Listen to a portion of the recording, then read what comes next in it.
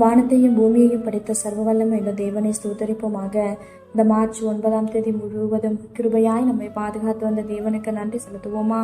கிருபையும் மகிமையும் நிறைந்த எங்கள் பரிசுத்தமுள்ள நல்ல தகப்பனை ஸ்தோத்தரிக்கிறோம், துதிக்கிறோம் ராஜா. இந்த இரவு நேரத்திலும் உண்மை நோக்கி பார்க்கக்கூடிய கிருபை கொடுத்ததற்காக நன்றி தகப்பனே. அப்பா, இந்த நாளிலும் உங்களுக்கு பிரியமில்லாத காரியங்களை செய்து உடைய இருதயத்தை துக்கப்படுத்தியதற்காக எங்களை தயவாய் மன்னியும் ஆண்டவரே. உங்களுக்கு பிரியமான பிள்ளைகளாய் வாழ உதவி செய்யுங்கப்பா.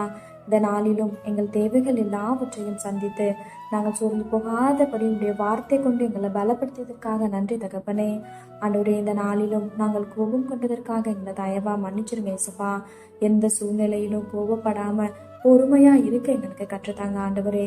மிகுந்த மனத்தாழ்மையும் சாந்தமும் நீடிய பொறுமையும் உடையவர்களாய் அன்பினாலே ஒருவரை ஒருவர் தாங்குங்கள்னு சொல்லியிருக்கீங்களே இசப்பா.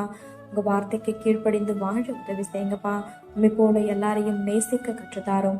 இந்த இரவு நேரத்தில் செபிக்கிற ஒவ்வொருவரையும் ஆசிர்வதிங்கப்பா. அவர்கள் குடும்பங்களை நீர் பாதுகாத்து வழிநடத்தும்.